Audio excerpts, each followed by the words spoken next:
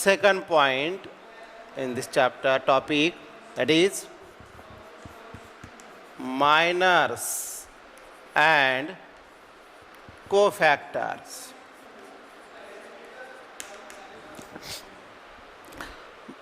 For that minors and cofactors, we need one determinant. So let us taking that determinant. So D is equal to A11, A12, A13, A21, A22, A23, A31, A32, A33. This application, minors and cofactors, we will apply on both the determinant. Both the determinants means we can apply second order determinant as well as third order determinant. So we are taking here third order determinant. Why? Because 3 rows and 3 columns.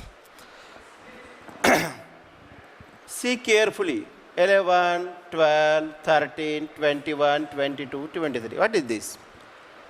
So these are the pairs, 1, 1 pairs, rows and columns. This one indicates rows, second one indicates columns. Similarly, look at here, 3, 2. First 3 rows, second 2 columns. That means this A33 represents the position of that element in given determinant. Okay? Now, move on the first, minors.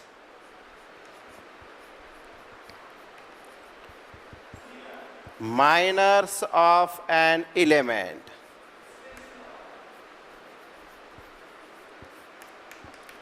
Minors of an element.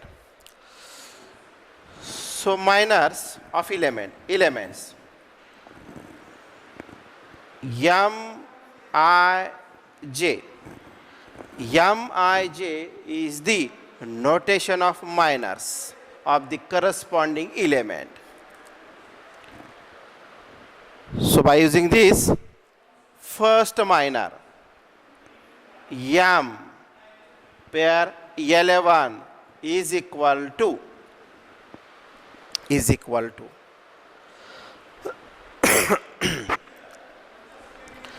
पुन्हा तीच method. जो minors आपण घेणार आहोत तो minors त्या पॉईंटसाठी बघा हाय. मग हा पॉईंट ज्या रोमध्ये आणि ज्या कॉलममध्ये आहे ते एलिमेंट सोडून देऊया आणि आता राहिलेले एलिमेंट्स बघा. Is equal to A22, A23, A32 and A33 minors.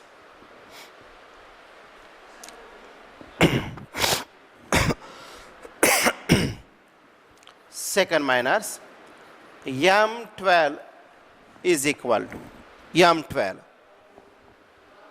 That element is this, M12. Now see, row and column, remaining terms.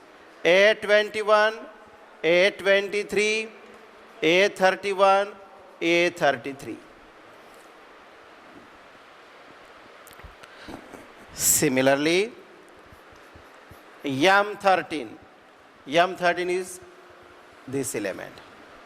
For that, M13 is equal to A21, A22, A31, A32. First row completed. Now move on the second row. Minor of A21 is equal to minor of A21. हा point या आणि याच्यामध्ये राहिलेले elements बघा.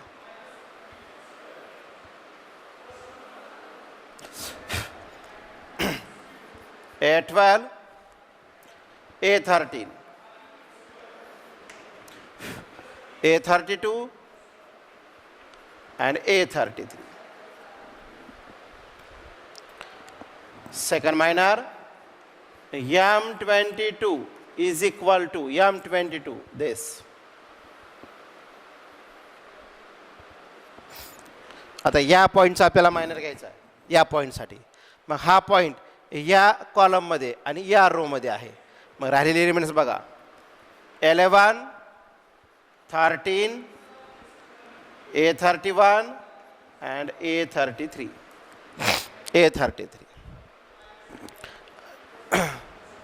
Move on next.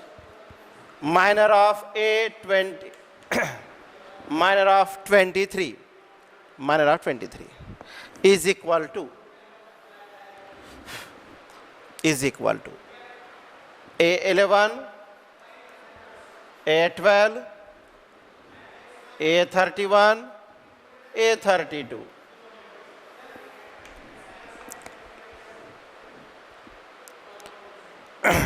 Next, third row, minor of A31, that is M31 is equal to A31 is equal to हा point आहे.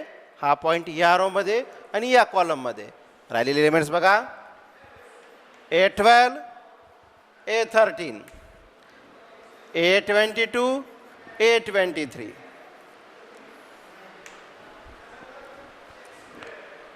Second element त्या third row मधील. So minor of A32, so M32 is equal to M32. मग हा आणि हा गेला. राहिला काय A11 A13 A21 A23 हा पॉईंटसाठी. And last बघा minor of A33 notation M33 is equal to हा कॉलम आणि हा रो. एलिमेंट्स राहतील A11 A12 A21 आणि A22.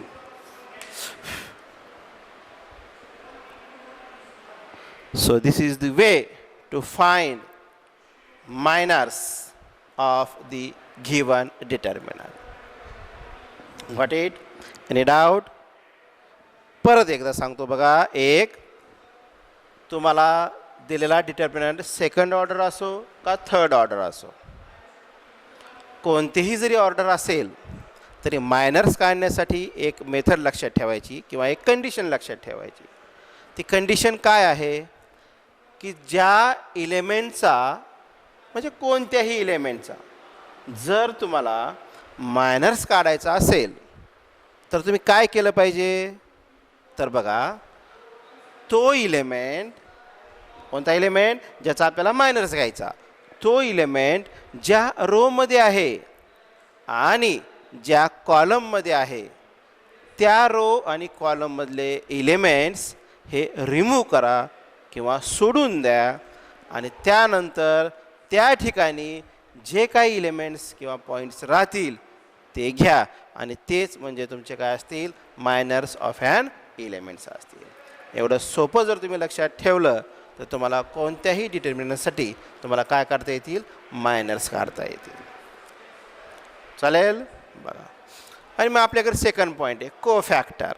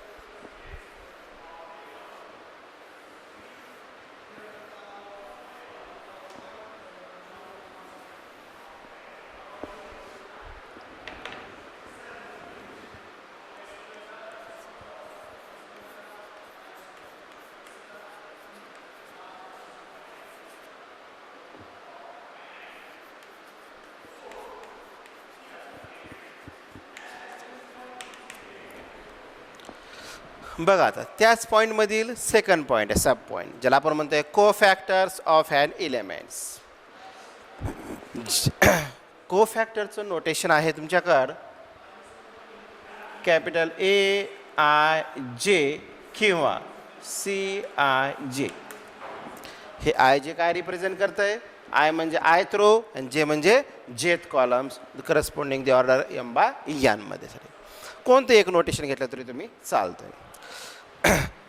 कोफॅक्टर्स जर तुम्हाला काढायचा असेल इलेमेंटचा, सरळ सरळ इथं एक फॉर्म्युला आहे.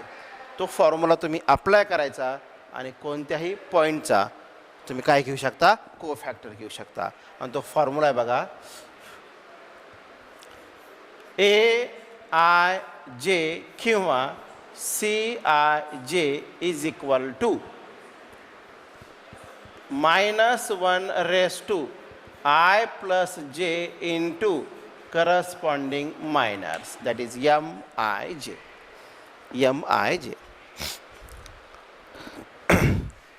आता या ठिकाणी थोडं लक्ष द्या. -1 plus J. आता -1 हा जो पॉवर आहे तो पॉवर डिसाईड करतो की हा मायनर्स प्लस असेल राहील का मायनस राहील. कसं बघा, जर समजा आपण या पॉवर्समध्ये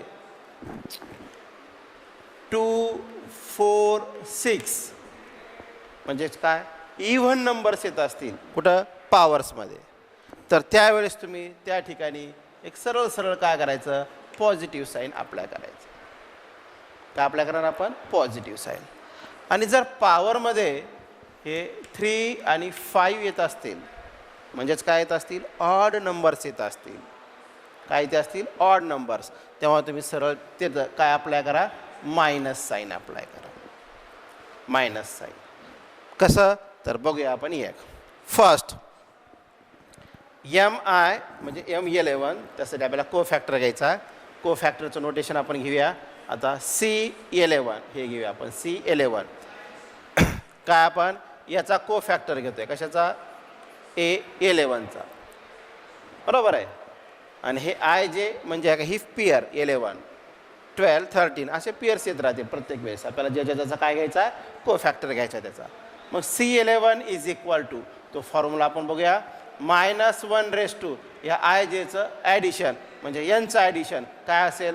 1 + 1 आणि इंटू हे 11च्या संबंधित कोणता मायनर घेतला आपण? हे बघा हा, म्हणजे आपण इथं लिहिता येईल M11 असं. मग आता हा जो मायनर आहे हा प्लस आहे का मायनस आहे? त्यासाठी तिकडे लक्ष द्या. बघा, इज इक्वल टू -1 1 + 1 म्हणजे किती आलं? 2. 2 म्हणजे काय झालं? बघा, इव्हन नंबर झाला. आणि इव्हन नंबर म्हटलं की आपण काय सांगितलं होतं? प्लस साईन घ्या. मग प्लस इंटू M1 म्हणजे काय होईल? M11. येते लक्षात? नाही ना? चला आणखीन एक एक्झाम्पल बघूया. बघा, आता आपण सेकंड घेऊया. काय? C12 म्हणजे याचा कोफॅक्टर घेऊया. बघा, कोफॅक्टर ऑफ इलेमेंट A12, त्याचं notation C12 is equal to या फॉर्म्युल्यानुसार काय होईल? -1 1 + 2 यांचं ॲडिशन इंटू करस्पॉन्डिंग मायनस काय राहील? मग M12 इज इक्वल टू बघा 12चं हे 12चं M12. मग आता हा मायनर प्लस का मायनस त्याचं डिसाईड करण्याचं काम हे करतंय. मग पहा आता 1 + 2 म्हणजे किती झालं? 3. आणि 3 काय आपल्याकडं? ऑड. आणि ऑड म्हटलं की आपण काय घेणार? Minus sign. मग इज इक्वल टू याला मायनसने मल्टिप्लाय केल्यानंतर काय होईल? -12. -12. सिमिलरली C1 मोर, C13 is equal to formula तोच. मग -1 1 + 3 इंटू त्याच्याशी संबंधित मायनर काय असेल? M13. So M13 is positive or negative? Deciding the power of given -1. So 1 + 3 that is 4. 4 means even number. If they give even number, we are applying positive sign. So plus into this number, that is +30. And so on. We can find remaining cofactors in the given determinants by using the formula Cij is equal to minus 1 raised to I plus j into corresponding minors. Got it? All right? Okay. तर या चॅप्टरवरील आपण एक second पिरियडमध्ये बघूया. या second पिरियडमध्ये आपण पाहणार आहोत system of linear equations. System of linear equations म्हणजेच काय की ही एक अनदर मेथड आहे to find the variables of x, y or z यांच्या व्हॅल्यूज काढण्यासाठी. म्हणजे थोडक्यात काय की ही जी मेथड आहे ही आपण दोन प्रकारे यूज करू शकतो किंवा दोन कंडिशन्समध्ये यूज होऊ शकते. एक the linear equations involving two variables आणि दुसरी असेल linear equations involving in 3 variables. ठीक आहे, चला आपण वन बाय वन पाहूया. ही फर्स्ट मेथड घेतोय आपण. First condition linear equations involving 2 variables. So for that we require some linear equations and that equations are, look at a1x plus b1y is equal to c1 and second equation a2x plus b2y is equal to c2. These are the two linear equations involving the variable x, y. Now here a1, b1, a2, b2 are the coefficients of the variable x and y, and c1 and c2 are the constant term. So by using these things to find the value of x and y, for that we require one formula that is called Cramer's rule. So by using that Cramer's rule,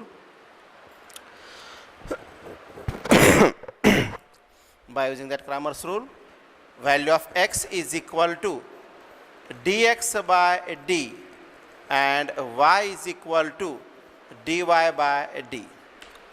In this rule, one important thing is that d is not equal to 0. म्हणजे हा 0 नसायला पाहिजे. Whether it is +1 to infinity or -1 to infinity, anyone can be taken, but that d is not equal to 0. So for that, how will we find d, dx and dy? So see, where that d formed by using the coefficients of x and y variable. म्हणजे इथं काय करायचं पहा, इथं काय करायचं की ही G D आहे या डी मधील हा जो फर्स्ट कॉलम आहे या फर्स्ट कॉलमला आपण काय घेणार आहोत तर कोइफिशियंट ऑफ एक्स घेणार आहोत. कोइफिशियंट ऑफ एक्स आणि ते काय आहेत आपल्याकडे a1 a2. दुसऱ्या वेळेस आपण काय करणार या सेकंड कॉलममध्ये आपण y चे कोइफिशियंट्स घेणार आणि ते काय आहेत आपल्याकडे b1 b2. That's why our early says this original d formed by using the coefficients of x and y in column wise. In column wise, first column represent coefficient of x, second column represent coefficient of y. Okay, now move on dx.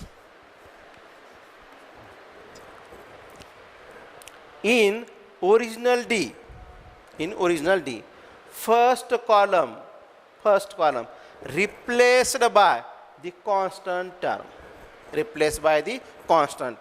and that constant terms are c1 c2 and second column as it is b1 b2. Okay, now dy equals to काय केलं आपण dx मध्ये, जिथं x चे कोइफिशियंट्स होते त्या ठिकाणी constant term replace केले. मग आता इथं आपण dy घेतोय, म्हणजे इथं सुद्धा आपल्याला काय करावं लागेल की जिथं ह्या d मध्ये y चे कोइफिशियंट्स आहेत त्या ठिकाणी आपल्याला काय रिप्लेसमेंट द्यावं लागेल, कॉन्स्टंट टर्मची. म्हणजेच पहिला कॉलम काय राहील, as it is. So a1 a2 आणि सेकंड कॉलमला रिप्लेसमेंट असेल कॉन्स्टंट टर्मची काय, c1 c2. अशा पद्धतीने जर तुम्ही dx आणि dy जर घेतलं तर तुम्हाला या x आणि y च्या व्हॅल्यूज काढता येतील. मग इथं पहा 4 एलिमेंट्स आहेत, 2 rows 2 columns. म्हणजे ह्यांचं तुम्हाला परत काय घेता येईल, एक्सपान्शन घेता येईल आणि ह्यांच्या काय घेता येतील, व्हॅल्यूज काढता येतील. आणि व्हॅल्यूज काढल्या की मग ते आपल्याला इक्वेशन्समध्ये ठेवून कशाच्या किमती भेटतील, x आणि y च्या किमती भेटतील. याला काय म्हणायचं, system of linear equations to find the 2 unknowns or 2 variables. Got it? Now they move on the second.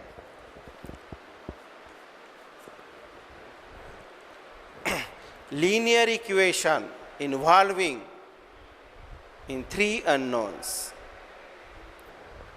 3 unknowns. For that, the equations are a1x plus b1y plus c1z is equal to d1. a2x plus b2y plus c2z is equal to d2. a3x plus b3y plus c3z is equal to d3. These are the 3 linear equations involving 3 variables, and that variables are x, y, z. That means here we have to find the values of x, y, z by using Cramer's rule. And for that, so x is equal to dx by d, y is equal to dy by d, and z is equal to dz by d, where the condition is same, d is not equal to 0. D is not equal to 0. So where find out d, dx, dy and dz. So d is equal to, मग इथं आपण mention केल्या पद्धतीने काय आपण mention केलं होतं की डी काढताना आपण काय करणार की पहिल्या कॉलममध्ये x चे कोइफिशियंट्स, दुसऱ्या कॉलममध्ये y चे कोइफिशियंट्स आणि तिसऱ्या कॉलममध्ये z चे कोइफिशियंट्स घेणार. So a1 a2 a3 b1 b2 b3 c1 c2 c3 आले सर्व कोइफिशियंट्स. झाला तुमचा डी तयार. ओके, आता डी नंतर आपण काय घेणार, dx. मग dx is equal to, dx is equal to dx घेतोय, पहा काळजीपूर्वक dx घेतोय का नाही. मग x चे कोइफिशियंट्स कुठे आहेत, पहिल्या कॉलममध्ये. म्हणजे इथं आपण काय करणार की या डिटर्मिनंटमध्ये या पहिल्या कॉलमला काय रिप्लेस करणार, कॉन्स्टंट टर्म्स. म्हणजे दुसरा आणि तिसरा कॉलम कसा घेणार, as it is. After replacing the constant terms, dx is equal to d1 d2 d3 b1 b2 b3 and c1 c2 c3. आता याच सिक्वेन्सनी आपल्याला काय डिफाइन करता येईल, dy is equal to, dy कुठे आहे बघा, ओरिजिनल डिटर्मिनंटमध्ये सेकंड कॉलमला. म्हणजे सेकंड कॉलमला कशाचं रिप्लेसमेंट करायचं आहे, फक्त कॉन्स्टंट टर्मचं. फर्स्ट आणि थर्ड काय राहील, as it is. So dy is equal to a1 a2 a3 d1 d2 d3 आणि c1 c2 c3. आलं dy. आणि मग आता आपल्याला राहिलं शेवटचं काय, dz इक्वल टू dz, झेडचा कॉलम कोणता आहे डी मध्ये, हा थर्ड कॉलम.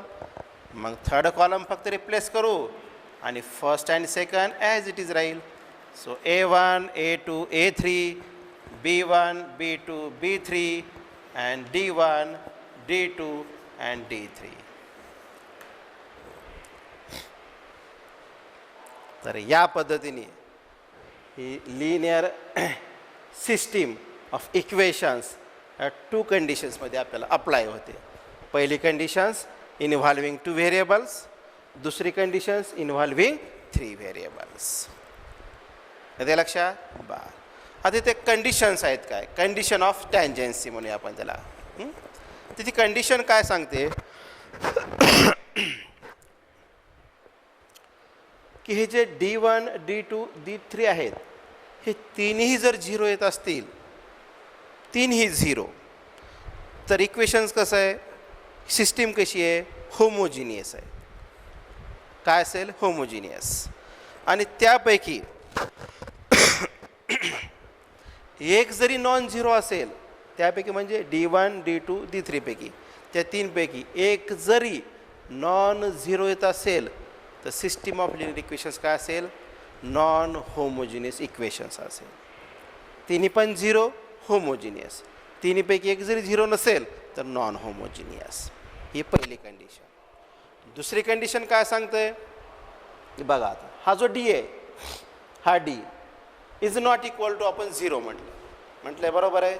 मग ती सिस्टीम काय आहे, system of equations is consistent आहे. काय आहे, कन्सिस्टन्स. पण त्याचं सोल्युशन जे आहे का ते युनिक असणार आहे. म्हणजे आपण काय म्हणता येईल, if D is not equal to 0, system of equation is consistent. System of equation is consistent and has unique solution. And has काय म्हणता येईल, युनिक सोल्युशन. ही पहिली दुसरी कंडिशन. आता बघा तिसरी कंडिशन. हा डी इज इक्वल टू जर 0 येत असेल तर काय होईल बरं, बरोबर आहे का. मग डी इज इक्वल टू जर 0 आला त्याचा अर्थ काय होईल की dx पण dy1 dy पण आणि dz पण हे तिन्ही पण काय होतील, 0च होतील. जेव्हा हे तिन्ही 0 होतील तेव्हा आपण काय म्हणू, सिस्टीम ऑफ इक्वेशन अगेन काय, कन्सिस्टंट. काय म्हणता येईल, consistent. But it has infinitely solutions. हे केव्हा, जेव्हा डी इज इक्वल टू काय येईल, 0 येईल. आणि फोर्थ कंडिशनमध्ये बघा, फोर्थ कंडिशन्समध्ये काय म्हणता येईल, डी इज इक्वल टू 0 आहे का बा. पण ते जे डिटर्मिनंट आहेत dx dy dzचे, त्यापैकी एक जरी काय म्हणतो आपण, त्यापैकी एक जरी नॉन झिरो येत असेल, काय म्हणता येईल, नॉन झिरो येत असेल तर ते काय आहेत, इनकन्सिस्टंट आहेत. ती सिस्टीम कशी आहे, इनकन्सिस्ट आहे. म्हणजे इनकन्सिस्ट सिस्टीम असण्यासाठी आपल्याला कोणती कंडिशनची गरज आहे, तर ती कंडिशन आहे डी इज इक्वल टू 0 आणि at least one of the dx dy dz is non zero. असं असेल तर ते काय होईल, इनकन्सिस्ट होईल. मग 2 कन्सिस्ट, एक इनकन्सिस्ट. 2 कन्सिस्ट म्हणजे काय म्हटलं आपण, D is not equal to 0 आणि दुसऱ्यामध्ये काय म्हटलं, डी इज इक्वल टू 0. पण कंडिशन्स वेगवेगळ्या. ठीक आहे. आणि याला म्हणायचं कन्सिस्टन्सी ऑफ इक्वेशन्स किंवा conditions of consistency. Got it point आहे. ओके. Any doubt.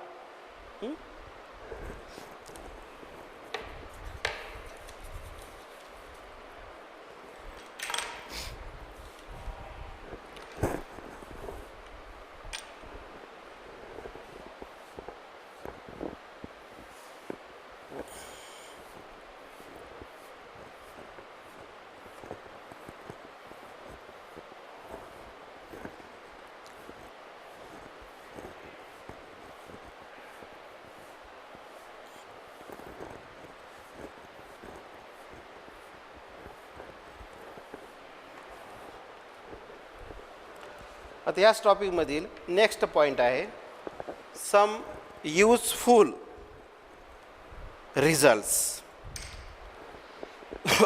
त्यामधलं फर्स्ट घेऊया. प्रोडक्ट और मल्टीप्लिकेशन. प्रोडक्ट और multiplication of two determinants.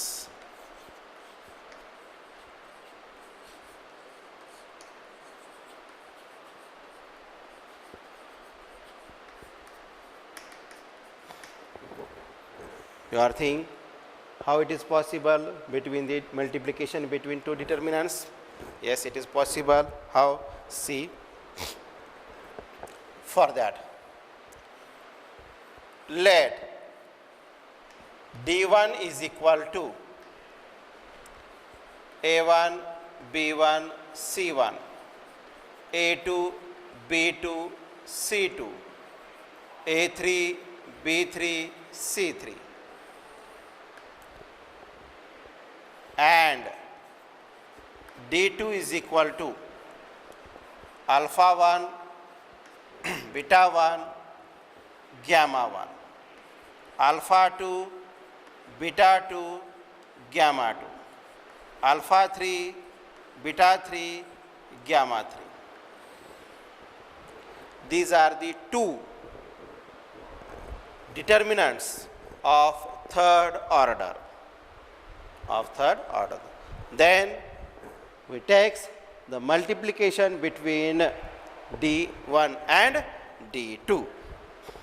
Now here are, we can taking multiplication between these two in four ways. One, row by row multiplication. Second, row by column multiplication. Third, column by row multiplication. And number 4, column by column multiplication. In this four way, we are taking multiplication between any two determinants. But now we have to here apply first row by row multiplication. Now D is the multiplication between D1 and D2. So see, A1, B1, C1, A2, B2, C2, A3, B3, C3 into multiplied by alpha 1, beta 1, gamma 1, alpha 2, beta 2, gamma 2, alpha 3, beta 3 and gamma 3. मग दोन determinant मधलं multiplication घेणार आहोत आपण आणि ते multiplication घेण्यासाठी कोणती मेथड यूज करणार आहोत? Row by row multiplication. मग बघा, रो बाय रो मल्टिप्लिकेशन म्हणजे काय की पहिल्या रोनी इकडच्या पहिल्या रोला मल्टिप्लाय करा.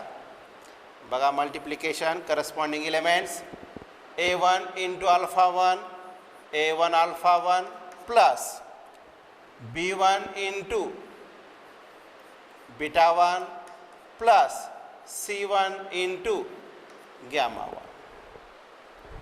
हे फर्स्ट पोझिशनसाठी. आता पहिल्या रो मधीलच सेकंड पोझिशन. पहिला रो कॉन्स्टंट ठेवायचा, त्यांनी दुसऱ्या डिटर्मिनंट मधील दुसऱ्या रोला मल्टिप्लाय करायचं. मग बघा मल्टिप्लिकेशन काय येईल?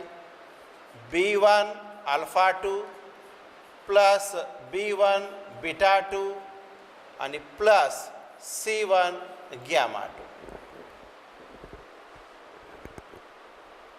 येतं लक्षात? हां बघा अजून परत पहिल्या रो मधील थर्ड पॉईंटसाठी, थर्ड पोझिशनसाठी पहिला रो आपण घेतो ॲज इट इज, पण त्या पहिल्या रोनी दुसऱ्या डिटर्मिनंट मधील तिसऱ्या रोला मल्टिप्लाय करतोय. मग ते मल्टिप्लिकेशन काय होईल बघा? A1 alpha 3 plus B1 beta 3 plus C1 gamma 3.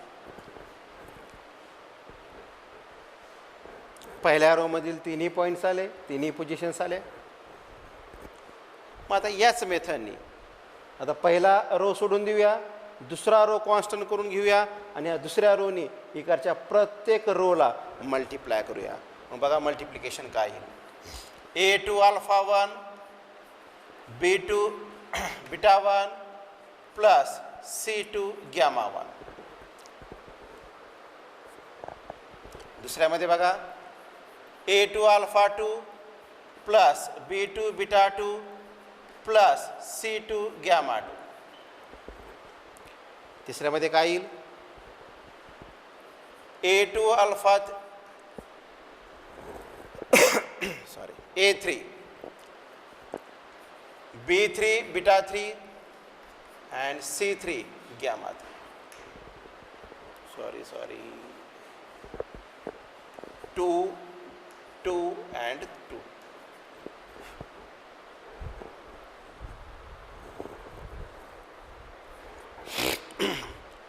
चला सेकंड रो कंप्लीट. आता मूव करूया थर्ड रो कडे. पहिल्या डिटर्मिनंटमधील तिसऱ्या रोनी या सेकंड डिटर्मिनंटमधल्या तीनही रोला मल्टिप्लाय करायचं. बघा multiplication. A3 alpha 1 plus B3 beta 1 plus C3 gamma 1. Third row first row. आता सेकंड पोझिशनसाठी पहिल्यामधला थर्ड रो, दुसऱ्यामधला second row. A3 alpha 2 plus B3 beta 2 plus C3 gamma 2. आणि लास्ट थर्ड पोझिशनसाठी पहिल्यामधला थर्ड रो दुसऱ्यामधील थर्ड रोला multiply करणार.